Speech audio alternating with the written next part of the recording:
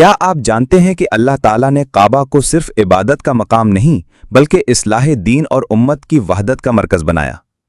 قرآن ہمیں بتاتا ہے کہ وقت کے ساتھ کئی خرابیاں پیدا ہو چکی تھیں جن کی اصلاح کے لیے اللہ نے حضرت ابراہیم علیہ السلام کے ذریعے اس مقدس گھر کی بنیاد رکھوائی۔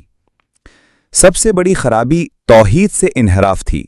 لوگوں نے اللہ کے ساتھ شریک بنا لیے، بت پرستی عام ہو گئی اور خالص عبادت گم ہو گئی۔ پھر آئی فرقہ واریت کی لعنت۔ دین کو گروہوں میں بانٹ دیا گیا، ہر فرقہ خود کو حق پر اور دوسرے کو گمراہ سمجھنے لگا۔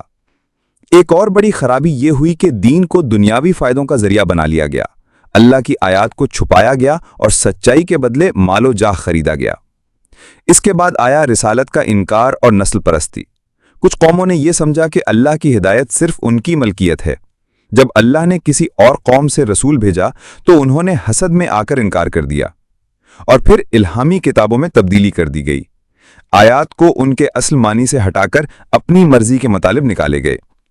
ان تمام خرابیوں کے رد میں اللہ نے کعبہ کو ایک نیا مرکز بنایا جہاں صرف اللہ کی عبادت ہو، جہاں امت ایک قبلے کی طرف رخ کر کے متحد ہو اور جہاں سے خالص دین، سچائی، عدل اور ہدایت کا پیغام پوری دنیا میں پھیلایا جائے۔ اگر ویڈیو اچھی لگی ہو تو سبسکرائب، لائک اور شیئر کریں۔